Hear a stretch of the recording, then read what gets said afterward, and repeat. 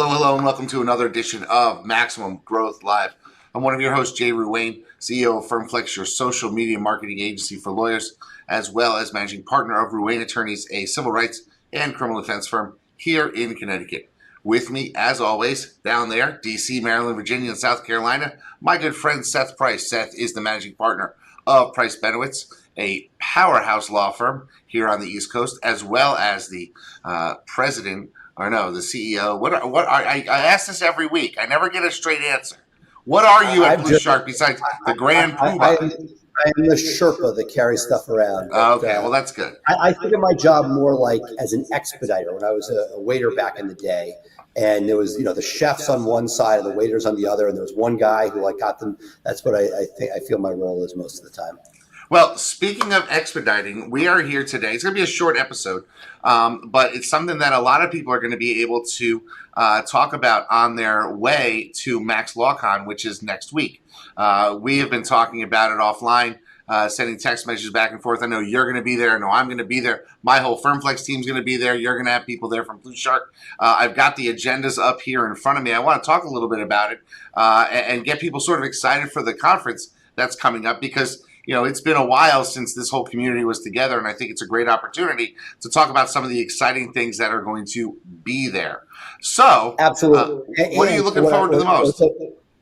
Well, before we get into that, so we're going to go through this, but I got something in my mind. We're going to go through this agenda, what's going on, how to get the most out of Max Law. But I want to talk to you a little bit about social because it's driving me crazy. And since you're Mr. Social, I'm Mr. Anti-Social. But, look, what am I looking forward to? To me, Max Law is a special place, right? It started with two guys on a podcast, has grown into a national phenom.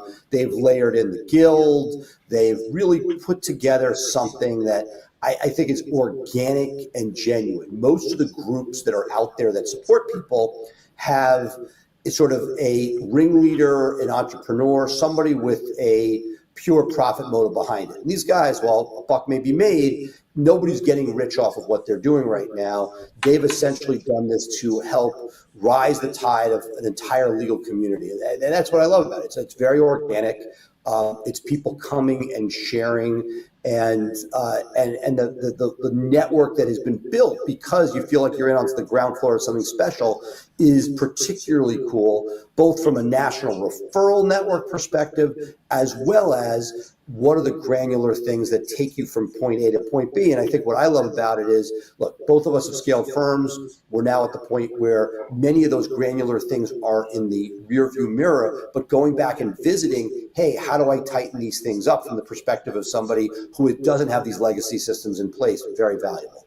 Yeah, that's one of the cool things about Max LawCon. And so if you're on your way there or if you're upset that you're not making it, be sure to try to get some notes from somebody because, if you're a true solo out there sort of doing your own thing, you're going to walk away from this with, a dozen or 24 ideas of things that you can implement to take you to the next level. But for people like Seth and I who have scaled already, one of the great things about interacting with people who are just starting out is that we're able to see things and utilize ideas that they have for ourselves. One of the greatest things about it is the last time I was at a Max LawCon 2.5 years ago now, I came home with some technology ideas that solos were using. I said, well, I wouldn't use it the same way, but I can do it for my firm at scale. And it's been really great. And one of the things that I think a lot of people are going to get out of this is discussion, outside of the actual seminar where you're talking about how are you using your VAs?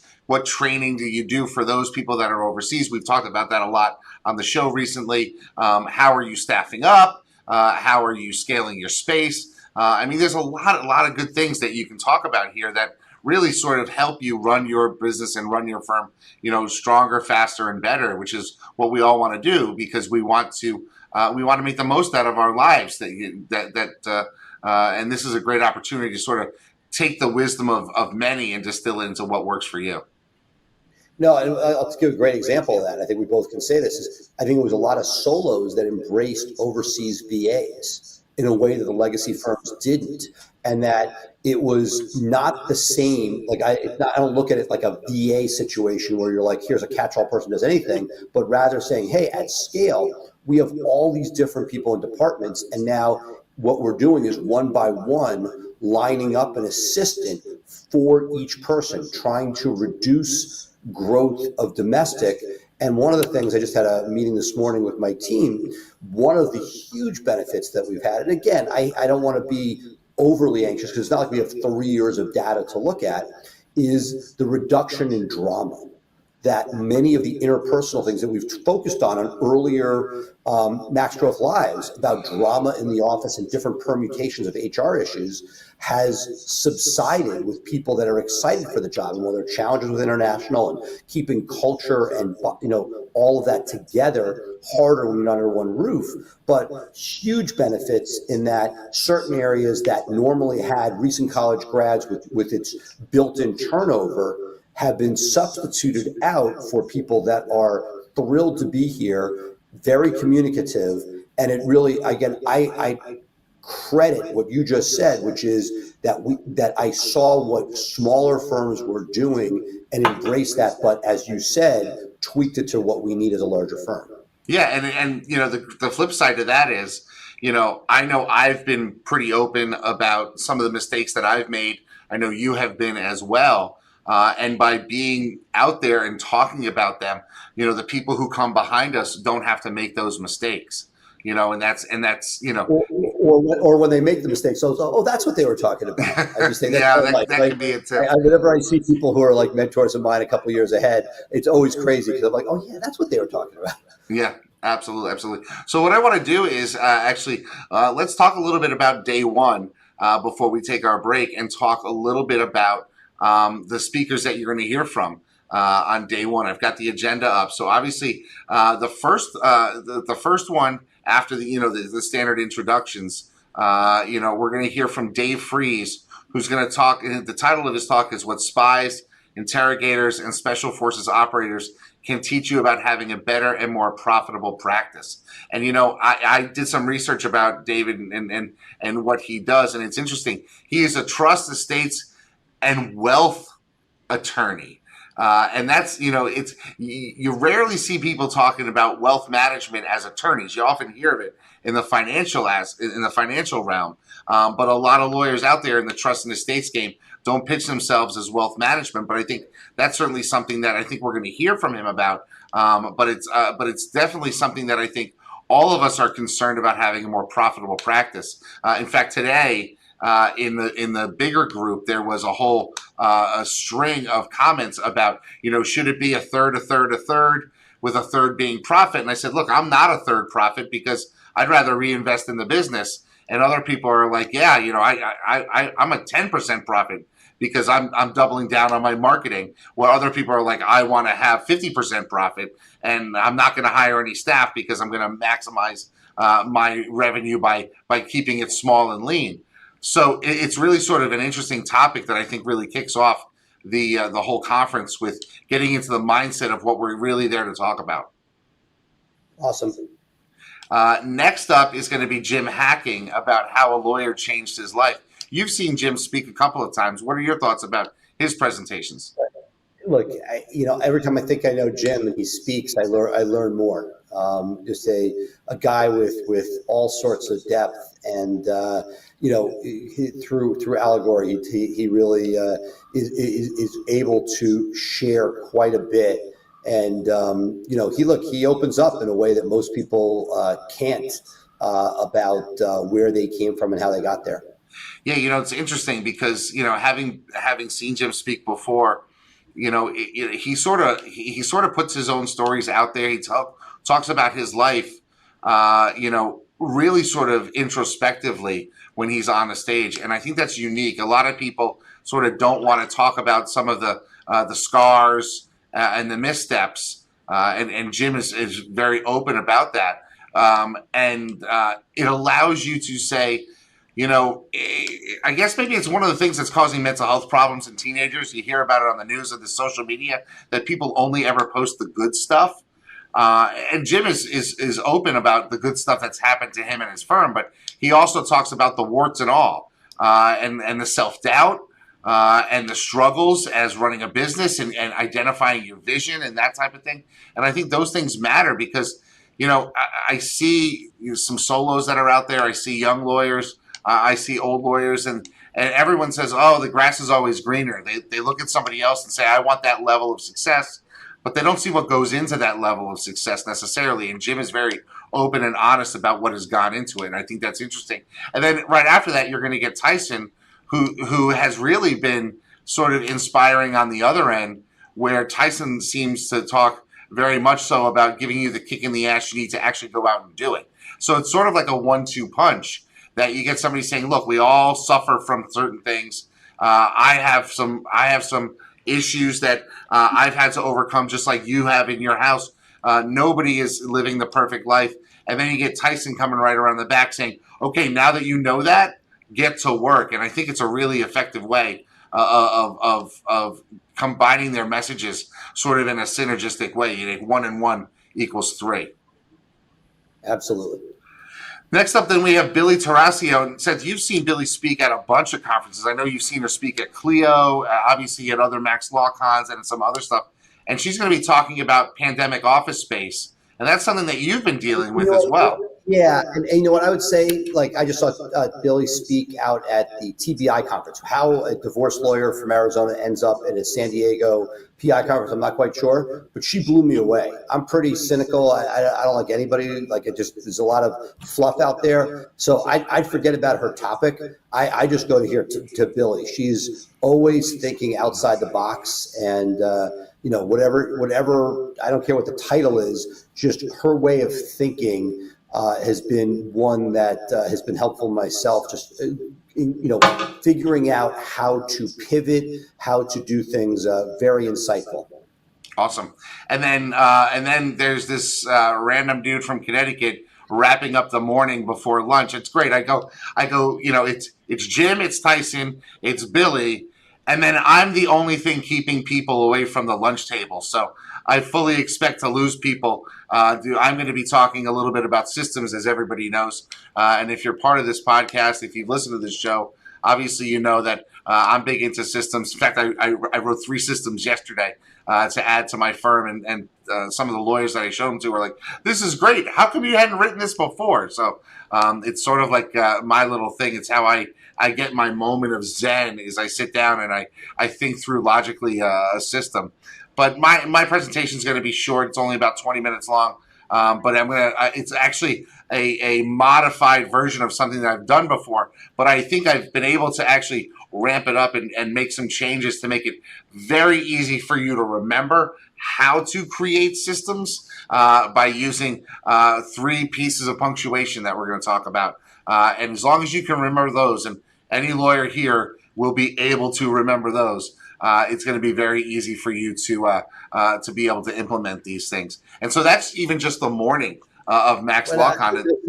One of the things I love about Max LawCon is the 20-minute segments. They did it randomly or they did it intentionally, I don't know. But, if you have friends who try stand-up comedy, right, they give you, when you first start, 5 minutes. It's really hard to fill 5 minutes of good stuff. And it takes you literally probably almost like becoming a senior associate, that 5 to 7 years before you have 20 minutes of great stuff. It takes you to be like a national comic before you genuinely have an hour of viable great stuff. Great stuff. Not just, you can fill an hour, but is it great? And so to me, most of us here on this curve, and they have a lot of people that are sort of throwing in, are not used to speaking. The idea that you're not giving people 45 minutes to an hour, but rather making you condense it. I'm a big fan of less is more. Yeah, well, and I mean, if you think about it, TED Talks are 15 to 20 minutes. And those things are great for community. I mean, quite frankly, if you are talking longer than 20 minutes, your topic is probably too large. Because I think the ability of the public to sort of engage and retain that information is going to be limited when you go too long. I mean, attention spans have been dropping and dropping and dropping. I actually wrote some articles years ago, probably like 5 to 10 years ago now, about how to use timing and timing tricks in your closing arguments for the champion for the National Association of Criminal Defense Lawyers. And it's a presentation I gave to the Colorado and Criminal Defense Lawyers Associations, different different times. About by the way, you got me into that publication with some sort of article. I don't remember what it was, but my law partner Dave, who like that's his Bible, he loves it and never published it. He was so bitter. He opened it up.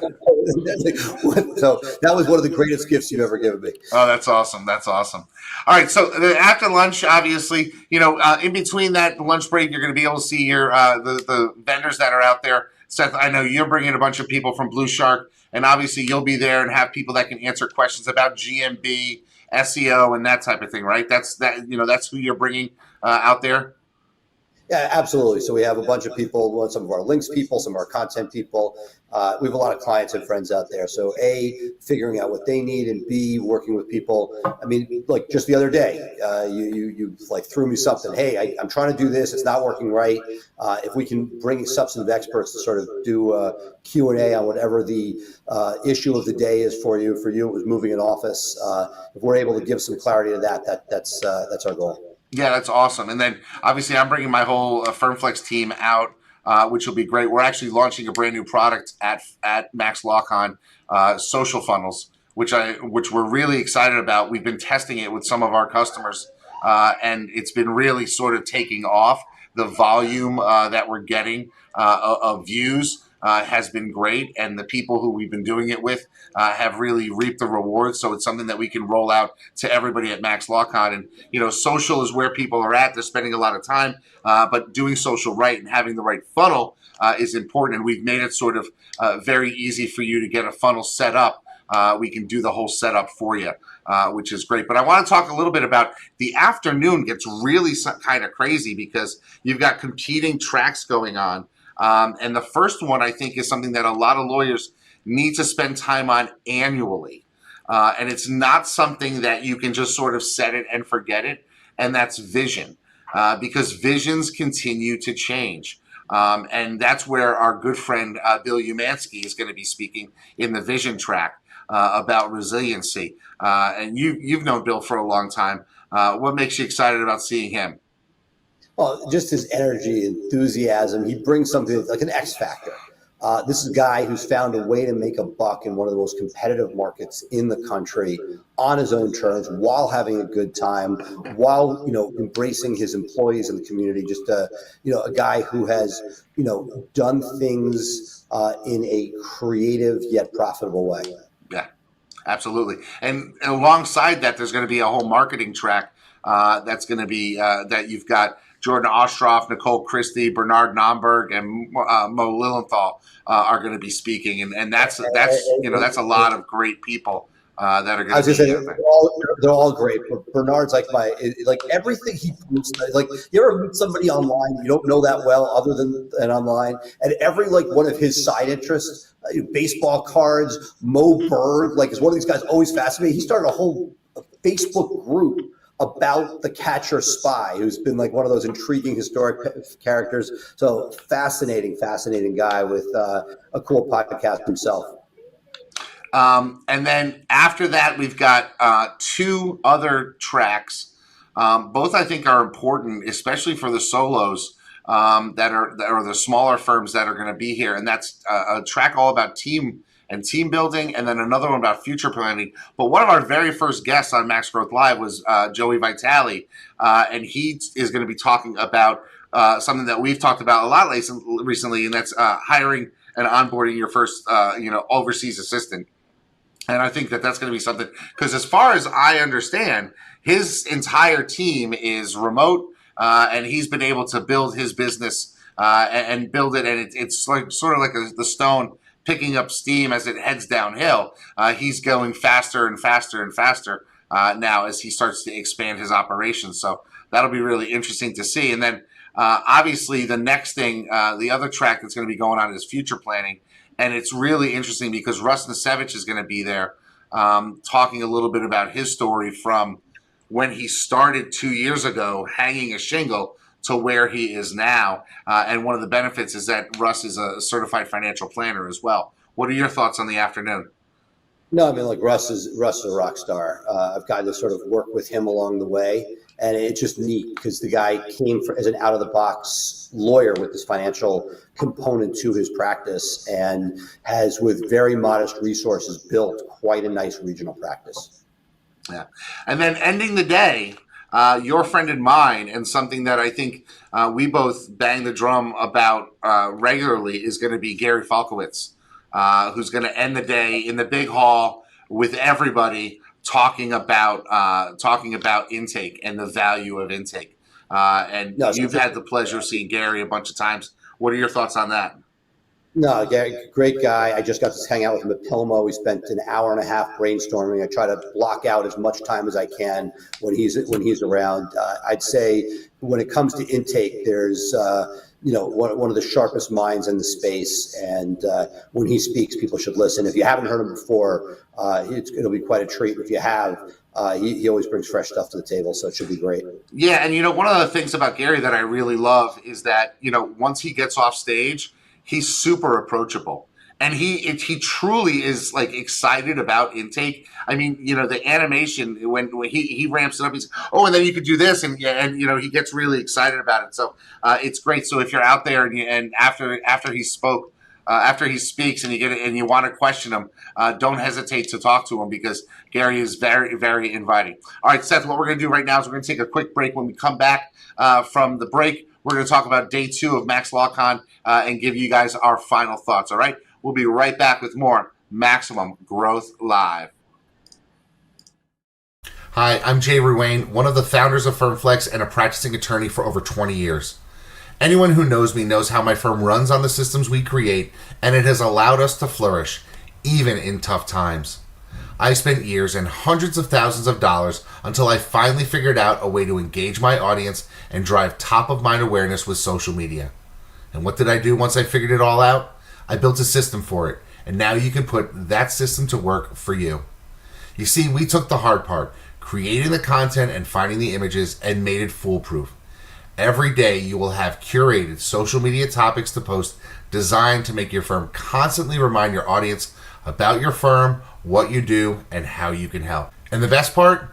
You don't even need to hire a dedicated social media person to do this for you. In fact, you don't even need to hire anyone new. We designed the system to make it easy for you to delegate to your receptionist, assistant, or paralegal and have them execute solid social media for you in just 5 minutes a day. It's like having a content writer, researcher, and graphics designer at a fraction of the price it would cost to hire in-house. Sign up today for the Social Super System and start building your brand where your clients already are, on social media. In this world today, if you want to grow your business, you want to grow your firm, you want to take on more cases and make a bigger impact, you have to have a digital blueprint. Statistically, throughout the time that we've been working with Blue Shark Digital, our law firm, the Atlanta Divorce Law Group, grew over 1,400%. They truly understand where we're headed and how we want to get there. I have a team in Blue Shark Digital that I feel like has my back.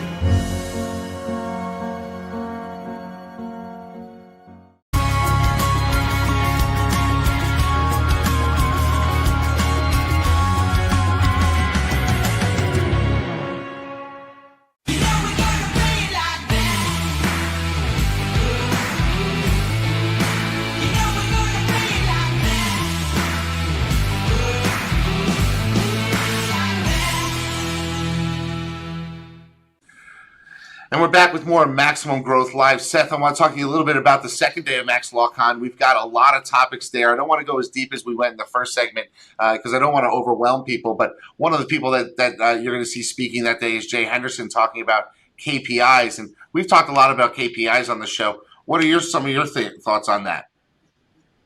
Look, it's one of those topics that we talk about, none of us do enough of.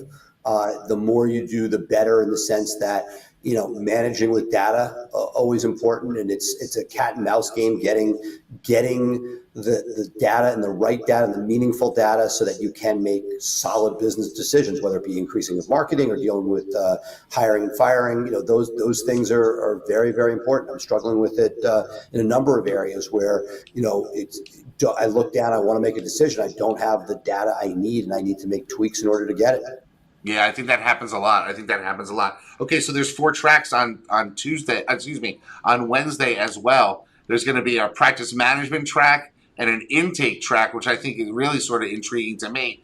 Which are the first of the bifurcated tracks on Wednesday, and then we're going to have a thing about operations, and then one which I think a lot of people are going to want to stick around to, and I think it's probably why they put it towards the end of the day. On the second day is the numbers track, because there we're going to hear from Marco Brown, Larry Weinstein, all about getting paid and keeping the money. And that's one of the things that, you and I have both struggled with. It's tough in this business to make a buck, but it seems like there's always something you could be spending money on. And the question becomes, do you take it out of the firm? Do you keep it in the firm? That's a struggle that you and I personally have had, is where to spend and when to say, no, I'm not, because you could spend every dollar you make in your firm, and really, not think about your own long-term, success, and not taking enough out so that you can weather a downturn like COVID, where you can't, where you don't have any income coming in, right? Right. No, look, that's one side. I'll give you the other side. I just had I have a family law lawyer I'm trying to build up. We have one division that's booming, and I have one that is modestly growing. And, ironically, the modest one is billing at a higher rate, the main principal in that side of the practice. And yet the way the collections are going, they're probably 60% of what they think they're billing and collecting they're getting. I mean, it's more complicated, but the idea being, it's not what you bill, it's what you bring in. So similar by analogy as a firm, it's not what you bring in as a firm, it's what you keep, for each individual business unit, really looking at what not just a theory, but what is the reality. Yeah, there's an old saying that the top line is for vanity and the bottom line is for sanity. And the goal is to have those two closer together rather than farther apart. But, I'm really excited about what's coming in the next couple of days and the next week. A lot of people that I haven't seen in years, we're all going to be back together. Seth, I saw you last week at Pilma, but we'll get to spend actually more substantive time together, because that was, we hung out for about 45 minutes last week, because I was in and out of town really quickly. But you had said that you want to talk a little bit about social media and at the top of the show. So let's talk a little bit about, while we have 10 or 15 minutes left. Yeah, look, this is a longer conversation, and it's Jay. You've figured out a way to crack the code with social. You've called me antisocial. I get frustrated dealing with my own internal teams, looking at price benefits and saying, how do I take firm social and make it interesting? I look at posts, they're modestly engaged. They're part of the overall strategy. We do things at Price Benefits where we have paid branded campaigns on Facebook. We have lead gen campaigns, which historically haven't shown great ROI. You can get the phone to ring. It just hasn't been our ideal client. That's why I continue to double down on SEO and when I need to turn up more volume on PPC. But talk to me. This is the part. And it's the epicenter of Firm Flex.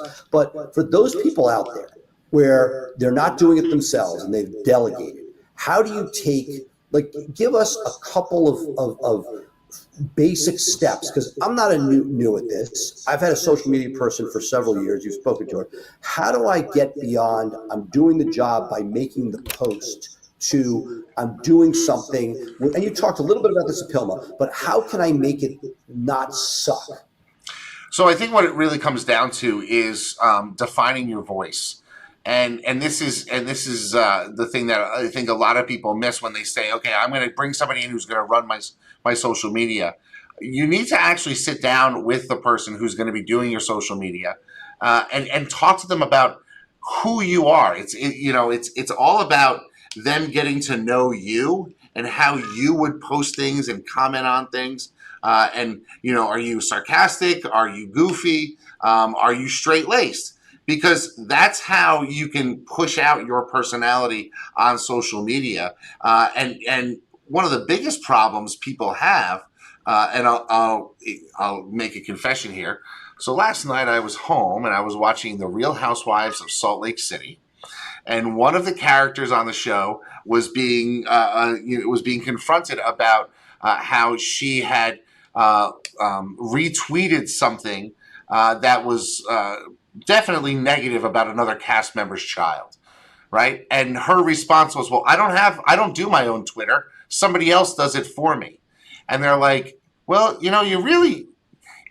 got to talk to your people and tell them that you would never do this, because right now it's you that's doing it because it's your verified Twitter. And I think that's part of the problem, is that a lot of lawyers, especially, they are afraid about sharing their personality.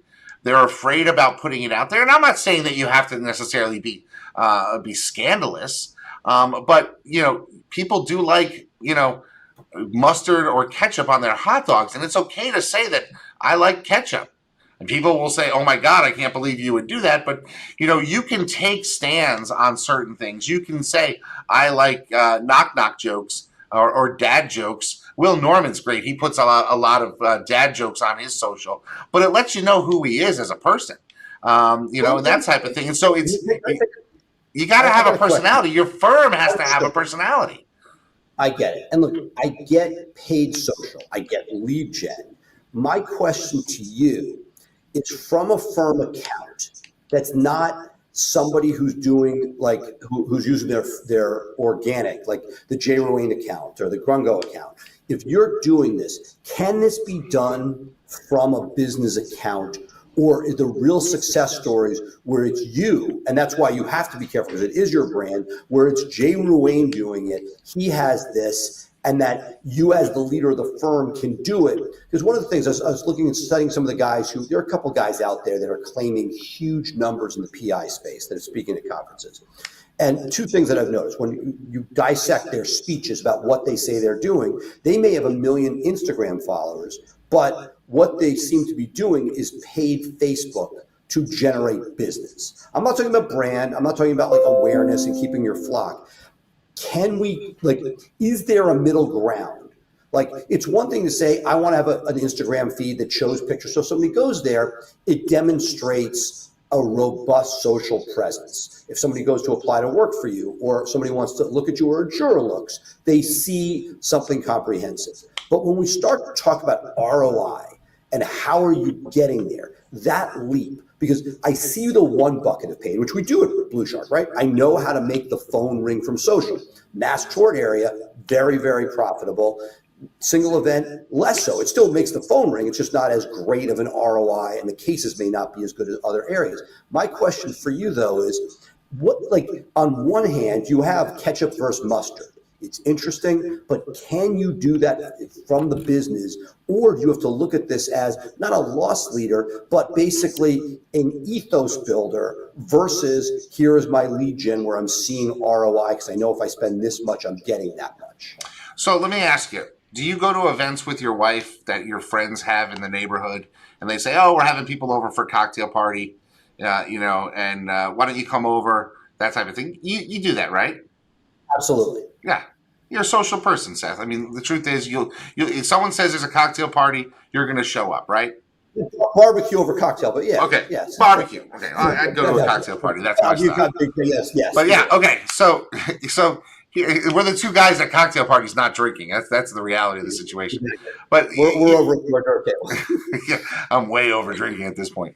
But here's the thing: you don't get an ROI. You don't go to that cocktail party or that barbecue expecting an immediate ROI. What you're doing is you're establishing a relationship, and that relationship can pay off in years and years to come. And that's really what social is about, because that's where people are nowadays. So you're time out. I'm not going to the cocktail party for anything other than the enjoyment. I'm not going to build that. If I go to a network tonight, the DC trial lawyers, there's a cocktail party. I'm going for the networking. It's social and I'm building relationships. Yes, I'll buy that analogy. But on a social one, it's part of, could I get a referral from the network? Yeah, nobody's better than you. You've done unbelievably well from your extended social circle, right? I get that, but that's not why you're showing up to the cocktail party. You're going there, and if you do go there for that reason, it's going to be terrible and it's not going to work. You go because you genuinely enjoy people, you want a beer or you want barbecue or whatever it is that's going on, but you're going for socialization, not for ROI of any meaningful sort. See, that's where I think you're different. I think, as a business owner, I go to those social events, even in my neighborhood, because it could turn into business for me. And so I'm just using social media as another avenue because I don't want to go out 7 nights a week. I don't even want to go out, 2 nights a week, really. But I know a lot of people are on social. I can comment, I can engage, I can talk to them, and maintain those relationships. It's maintaining even relationships. I buy that, and I get it, right? You can scale yourself, but then why not use the Jay Ruane feed, which currently with Facebook gives you a much greater, broader thing. If you post a particularly compelling incident on Facebook, you could have multiple hundred engagements. The height of COVID, a family photo got like over 500 engagements, unheard of, right? You do stuff on your firm, you get you get nothing. But here's why. You've got 5,000 friends, right? You've got 5,000 friends, or up to 5,000 friends as part of your social. You are interacting with those people that are friendly with you on a regular basis, commenting on their stuff. If you post it on the Price Benowitz, number one, you don't have 5,000 followers. Yeah. So your numbers are going to be down. And number two, you're not actively engaging with the people that are your followers there. So if you did that on your business page, and actively engaged with the people who were followers and constantly posted on your business page, that photo of a family photo posted on your business page would get 500 engagements. But respectfully, no, because the algorithm doesn't allow it for business unless you boost it. So, Mike, I disagree with that. I mean, the algorithm does allow it. It's not. I mean, not at the same level. No way. No, I think you're wrong on this. Organic reaches down to around 10% on both your personal stuff and on your professional stuff. Organic reaches down on both sides of the aisle. I've heard that on the business side, it is significantly lower than 10%. That's the studies I'm seeing. The studies that I saw was in the 8-9% as late as this summer.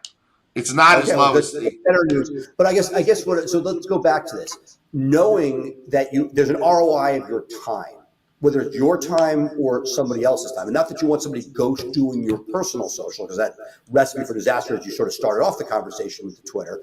But is it possible that the interpersonal, which, and granted, it caps you at 5,000 people that both of us are approaching, that you have a question of, does it make more sense to, spend your time there, maybe share to your business the personal, but the idea that, I can't get my hands around the idea that from the business page, I'm going to be able to get the ROI, and that the personal maybe, and look, I go to the cocktail, I like it. If you're liking what you're doing, at the same time, I don't want to spam friends, friends and family stuff that might be business page appropriate. So there's a wonderful sort of middle ground here, and that's to have a public profile page, which gives you all the benefits of the business sponsoring and targeting and data, but it looks more like a personal profile that your friends are going to want to engage with. And there's a big smile because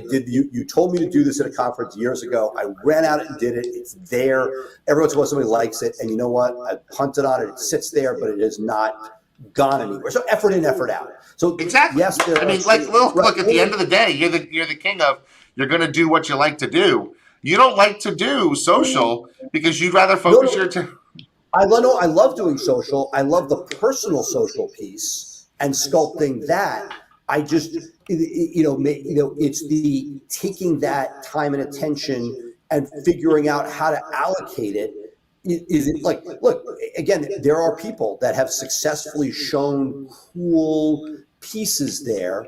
It feels like that it's harder to get that traction compared to the personal. Here's the reality of the situation, Seth. And I think we should leave it around here. So I'm going to ask you for your final thoughts after I say my piece. You can be, for example, CAA, Creative Artist Agencies, and for years your website is a web page that says CAA with 2 phone numbers on it, and that's it, right? You can be Groupon and build your entire business off of an email list. You could be America Online and build your entire business off of direct mail. You know, things work. What doesn't work is not paying attention to what works in the thing that you're doing, you know, and paying time and attention to those things. And so what happens is, and unfortunately we see this a lot, I'm guilty of it as much as the next person, is that you do something, you don't get an immediate response, and so you keep doing a little bit of that and you pivot to something else, and then you pivot to something else, and next thing you know, 12 months have gone by, you've done 12 different things, none of them effectively, none of them efficiently, and none of them with enough effort to actually make it happen out of it, and then you're sitting there saying, I've tried everything and nothing works. Well, you know what? You don't need, and I'm going to say this out loud, you don't need to have a huge website to survive and make it as a lawyer in 2021. You can have a website that literally is, you know, your name and your phone number to get the people get in touch with you. If you're doing other things and those other things are offline and they're successful and you're putting in the work at it. But the problem is, number one, many people want to set it and forget it. They don't want to do the actual work because they're not necessarily interested in the marketing. They're interested in the results of the marketing. And they're not necessarily putting the time and attention necessary to actually maximize something out of a particular vertical, social, digital, whatever. I'm sure you've had people call you up and say, I want to spend $500 a month on SEO because that's what my last vendor said. And you say, you can't do it for that. And so let me know your final thoughts. No, look, your genius is always, it's insightful, it's effort in, effort out. Part of the reason I dug into SEO is in the B2C world that we play in, PI, criminal, family, trust and estates, immigration, that the search when somebody needs somebody is such a better ROI for time and for time. Meaning if you have X amount of time and money, that the ROI there is so much higher.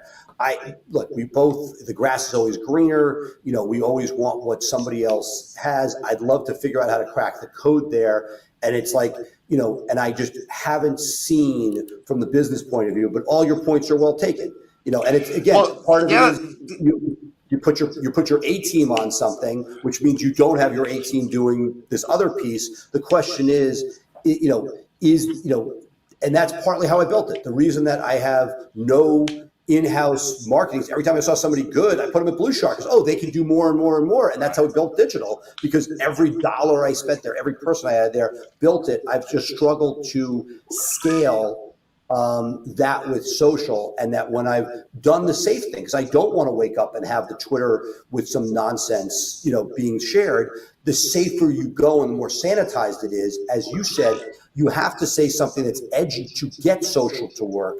And that's very hard to scale if you're not doing it yourself. The people that do best are the people where there's a voice and an opinion. You know, have an opinion, don't suck. That's gold standard, right? So if you take an opinion, it's very hard to scale opinion when it's not you doing it, I think is one of the issues.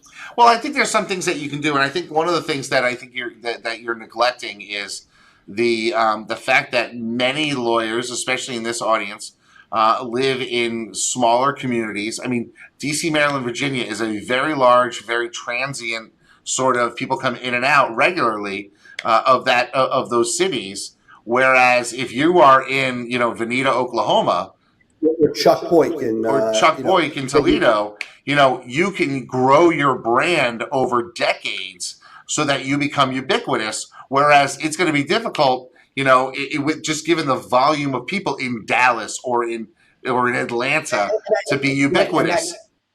Absolutely. And I think that's what it comes down to is, and you said it before, and that sort of sums it up well, is figuring out what works in your practice area or geography. You know, just because I want to do social, it may be right. Like, for instance, people say within 10 miles of your office, or I'm sorry, so within 3 miles of your office is where your cases come. A great New Jersey personal injury lawyer, Gary Solomon, was telling me this. Like 3 miles of my main office is government workers who are sitting at home telecommuting.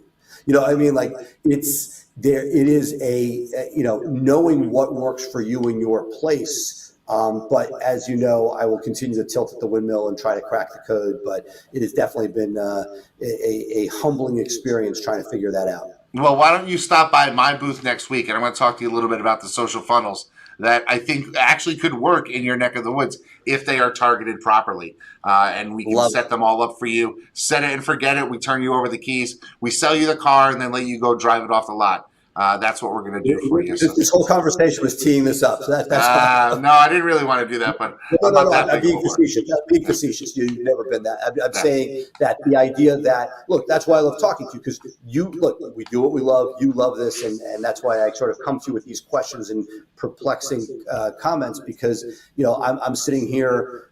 I know what I know how to do really, really well. And one of the things that bothers me is digital agencies that sell an organic package that really doesn't. It makes you feel good. I mean, there's a role for organic, but you should not be spending thousands of dollars on organic stuff on social. You should be taking those dollars and putting it behind properly set up social funnels and sponsored posts that are going to get you the eyeballs that you need. And then you supplement the eyeballs with, yes, you have a heartbeat on social by posting other things. That's the only way to right. And then I'll conclude with this: just to do some of the people that are putting themselves out there as social gurus, not Jay Ruane, but people. I'm getting 100 cases a month through social. When you take what they're saying, they're talking about spending $250,000 to $500,000 a month. If you put that in any media, you would get it, and likely, based on their disclosed numbers, have a better ROI than 100 cases. Right. I would hope so. If you're spending $250,000, I hope you're getting more than 100 cases out of it. Absolutely. I hope you are, for sure. All right, folks, that's going to do it for now for this edition of Maximum Growth Live. As always, if you want to keep up with Seth, you can follow his SEO Insider available on his YouTube channel for Blue Shark. If you want to keep up with me, you can always join my Systemizing Your Law Firm for Growth Facebook group, which is available, and I'll have a link to it in the show notes. But if you want to see Seth or you want to see me, please come join us next week at Max LawCon 2021 in St. Louis, Missouri. Stop by, tell us that you watch our show, tell us that you listen to the podcast. We love talking to you. We'll be looking for some upcoming guests in the audience, so maybe we'll catch you and talk to you and find a reason why we can get you on this show. But for now, I'm going to sign off. Seth, any parting words?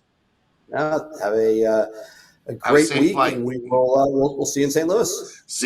Meet me in St. Louis, folks. Bye for now.